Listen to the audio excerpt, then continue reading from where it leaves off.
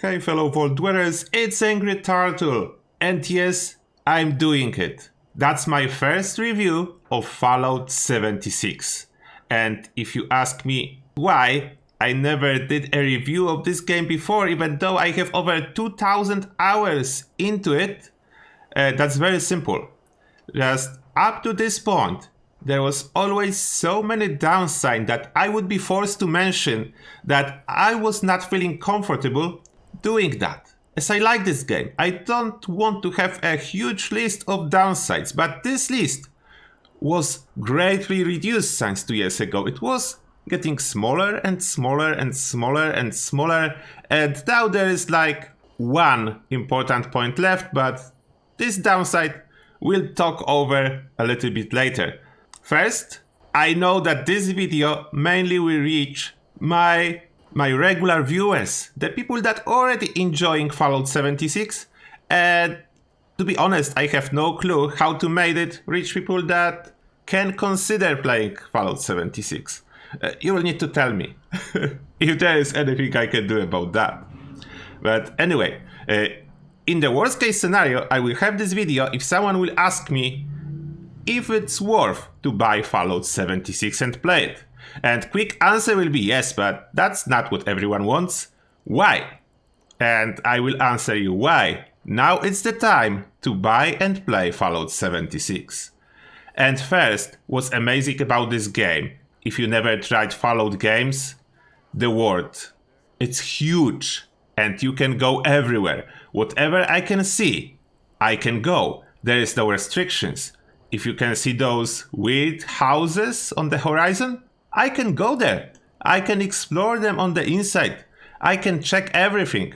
Basically, almost anything I can see or find, I can explore. There's no limits. And the map is huge. So you can see there's different areas and the map is huge. And what is my favorite point? That's the only Fallout you can play with friends or with random people and made friends if you choose to do so. There was never a Fallout game that you could play with friends. And what else we have here, it's super easy to join a team and play with other people. You can join teams that are based on topics, we'll not go deep into that, or you can create your own team and be a team leader and people will join you. And you can try to hang out or just be on the team. It's an option as well. You can fully play this game solo if you choose to do so, although it is more fun if you play with others. And you can see someone already joined me and send me a heart. I will wave, he can see it on his friend list even if he's not really close. That's really cool. That's even those small details, small interactions help a lot. And of course you can talk with people if you choose to do so. What I was enjoying a lot, especially when I was a lower level player, new into the game, it is cool, like you run around, you just casually run the swamps and suddenly you are being surprised by a huge monster like this Mile Queen. It's really cool, especially first time. And after a longer time, you will feel comfortable fighting those creatures as you will have a suit of power armor like this one and you will feel like a walking tank and you will be able to handle those biggest creatures on the map. I will say with ease, but actually the Scorched Milo Queen can put into some fight, then you will deal with them, you will be able to win for sure. Depends what your gear is, it will be easier or harder, but you will win. And you will feel strong because, yes, that's an RPG game, what means you build your character and you make your choices, what then affect your performance in combat. This character is level 639, and that's how we smoothly went to other point. What I really like in this game, you have a lot of character progression to do. You have early progression that is quite fast, and you have late game progression that is slow and allows you to master your character and get all the tiny details right as you want them, as there is a lot of choices. Early on, there was not so many choices, and there was like couple super powerful perks outweighing everything else. Now they are way better balanced and you actually have a lot of choices. And here we should be able to succeed and kill the queen. Yep, we did it. And to show you the character progression really quickly, even if you don't know much about Fallout, you can see you have a lot of perks. You can swap them for different perks if you want to. You cannot fully respec your character at this moment, but it's supposed to come with the next patch, then you'll be even able to respec like in other games. And that's a quick progression when you master or your special, what means strength, perception, endurance, charisma, intelligence, agility, and luck. And then it goes a slow progression, where you'll be adding a super powerful endgame legendary perks to this mix. Apart from that, of course, you will accumulate gear, a selection of different guns, if this will be ballistic, or energy guns if you are a heavy gunner, with cool green laser beams, or a lot of other stuff, or even the iconic mini nuke launcher called Fat Man. Or if you don't like stuff like that, you will unlock weapons like high-tech Gauss shotguns, or regular shotguns, or you can choose to play with pistols, or rifles, or melee weapon, and it's all actually working. There are stronger and weaker weapons, of course, but it's all working and almost every weapon is a little bit different and act in a unique way. Then you can figure out what suits you the best, and I really like it. The huge amount of choice you have in this game, I enjoy it. I was always big into character development, into collecting gear, and exploring. And you will not be disappointed with exploration. So you can see that's just one of the areas, but there is a lot of different areas on this map. And in some places, you can find really humorous scenes sometimes, or quite often, it's a dark humor, but I like it. There's a lot of dark humor in this game. If you like dark humor, you will not be disappointed. You will see those random teddy bears when you'll be exploring the world. When you will be doing quests, I will not show you examples because I don't want to spoil the quest, but you will encounter some dark humor during your questing. And there is a lot of quests. I forgot to tell you, like, you will not complain on the lack of content. If I go into main quests that I completed, you can see this list is long. Those are all the main quests currently in the game, and all of them I of course have completed, but with over 2000 hours, that would to be expected. There are side quests, there are daily quests, there are events. There is a lot of stuff that you can actually do, and it's up to you what you will be doing. And going back to the questing, unlike in some games, like Cyberpunk for example, here you have choices, and that's a surprise because Cyberpunk is a single player. You would expect choices in single player game, but no, you have way more choices in Fallout 76. Like you can side with Foundation, or you can side with the creator. As well, you can make choices during the quest. You can save the guy, you can let the guy die, or you can even help the guy die. Then it's all up to you. There is actually surprisingly a lot of choices to do as for MMO. And let's not forget what makes Fallout Fallout. And here I'm in one of the iconic places, the Nuka-Cola factory. And what I mean by that, there is so many brands, pre-war brands, fictional brands, that makes Fallout Fallout. They all feel so real. They all have pre-war secrets that you can discover. And it makes it so cool. Like Nuka-Cola. If you ask any Fallout player about Nuka-Cola, they will have a story for you. Almost everyone knows something, more or less, usually more, about Nuka-Cola. You ask about other brands and people will know a lot as well. But this one is definitely iconic, and it is in Fallout 76 as well. And here let's go smoothly from those natural structures that we have in the game into camp building, as you can have your camp, your home in Appalachia that you can show to others and it can reflect you. Like, that's my home. And I'm not sure if you can figure out what it is. That's a turtle. And that's my house that is actually on the water. It's kind of a boat with entrance from underwater to be more cool. And here's the entrance. Here you can see the stairs. I will show you on the inside as well. And here's the inside of my little turtle house.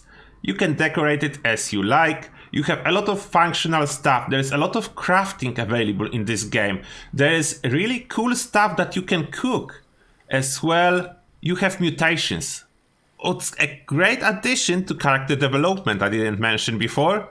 You can have selection of mutations, and one I'm talking about in here, that's a herbivore. What's meant, my character have twice the benefits of veggies, but I have absolutely zero benefits from eating meat. And therefore it's a choice you can make, or it can be given to you randomly. Although you can always undo it if you don't like it. Then there are options. Those options are not cheap, but they are in the game. And now someone launched a nuke. That's additional cool feature. How many games do you know when you can launch an actual nuke and blow something up? And I'm not talking about mini nuke, the actual full-size nuke. And of course I will show you the fireworks from this nuke. And here we are, just outside the red circle. Please enjoy. We should be seeing a nuke. Yes! There's the nuke. There's the blast. Beautiful. And we are just outside the area that kills everything. That's a nuke. How many games do you have with actual nukes? And event Colossal Problem was triggered. And in the second, we'll be fighting this huge creature and I will show you how the endgame combat look like. But first, let's take a quick look on in-game microtransactions, and that's usually a very important topic for everyone considering starting a new game. And here it is, so-called atomic shop. What you can buy? You can buy cosmetics, you can buy cosmetic stuff to your camp, and apart from that, there are some utility items like repair kits that allows you to instantly repair your weapons. Scrap kits that basically allow you to transfer scrap into your storage without going to your camp to store it manually, and lunchboxes that will boost your experience and you will level up faster. In the same time, apart from the fact that you can buy them with atoms, you can earn them for free by playing the game, and you can earn limited amount of atoms for free by playing the game. Then you will be able to afford some of these utility items without spending money, but they there are. If someone needs more, you can spend money to buy more. And one thing that is more important, we have followed first, what means that's a premium subscription, giving you a bunch of cosmetic stuff, unlocking usually every month something new, as well as a scrap box. Scrap box is unlimited storage for your crafting materials. Then you need to keep it in mind. That's the most, as people call it, pay-to-win feature. Although you can fully play the game and enjoy it without spending anything.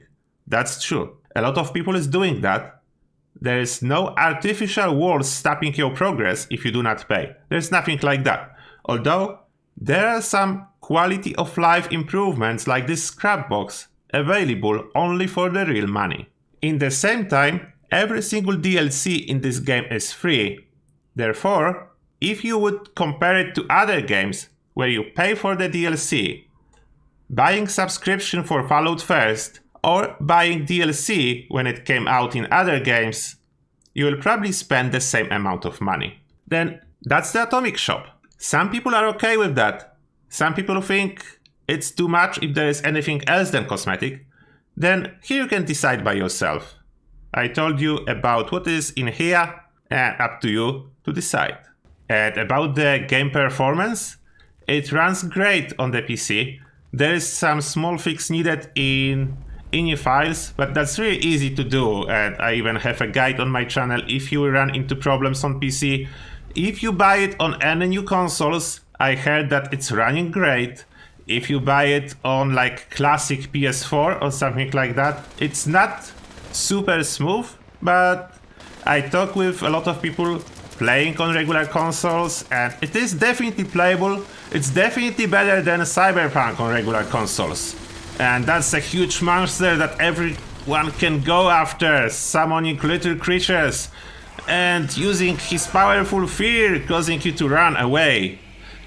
Yeah, the fights are really cool, like the Titans of Appalachia versus Titan from the Mine, Wendigo Colossus, Air Williams.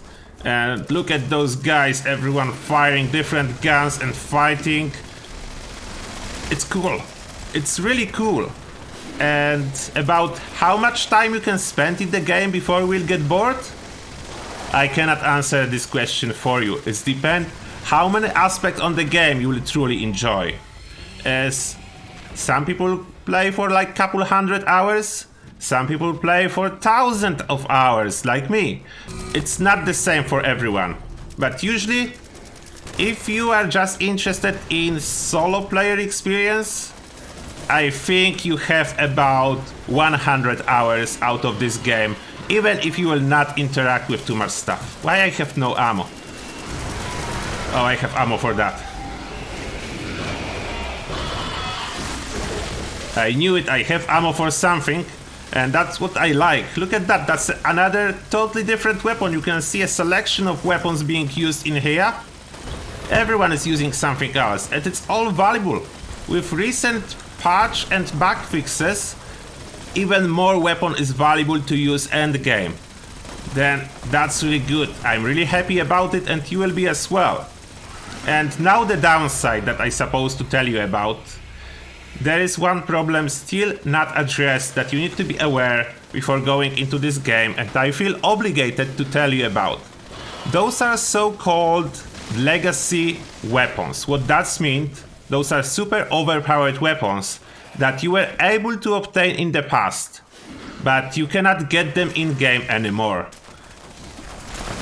They look like every other weapon, but have a change effect. Like this is supposed to be flamer, but it's firing a projectiles. And at the same time, that's another one that's similar to the plasma I used before. But as you can see, this is firing devastating rain of explosions. It shouldn't actually ever made it to the game, but it did. And it was in the game for a while, it's still in there, and it can be annoying sometimes when you are trying to do even with other players, and someone will be just instantly killing almost all the enemies with weapon like this one. As you can see, you can spray the area and kill about everything in basically no time. You can see I just killed those creatures.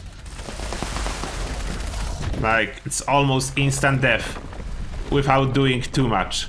But that's the only thing that really needs to be addressed at this moment. About everything else was already fixed. And now we just need to exit this mine, run to the exit. And look at that, when you run you have some explosions, cool animations. And that's one more place I wanted to show you. Look at that, look at those details and how cool and different all those places are. Like this is underground of Arctos Pharma. Look how cool it is. Look how cool it is. The water, the plants, underground, and all of this stuff you can discover and figure out what are the stories behind them. And there's much more things that I would love to share with you, but I don't want this video to be extremely long. What I can tell you, if you will spend like 2 to 3 hours to figure out the basics in this game, even if you never played this type of game before, I'm 99% sure that you will get sucked in for a long hours in this game, exploring the world, exploring the Appalachia, figuring out what happened to the people that live in here or with corporations. What is Nuka-Cola all about? And most likely we'll even go back to previous Fallout games. And if you already played Fallout games, you will not regret playing Fallout 76 at this moment. And as well, I'm really hopeful that the last problem that I mentioned about legacy weapons will get addressed in the near future if you recently bought the game and gave it a shot, or if you will buy it and try it, don't forget to come back here and share your experience with others. How was it for you? Did you enjoy it? I would love to hear your opinion. That was, of course, my opinion, and it is subjective as I enjoy the game. Therefore, my review is almost entirely positive. And now I will go back, play the game, and I cannot wait to meet you in Appalachia if you decide to join us. And now, as always, thank you a lot for watching, and see you all in the next one.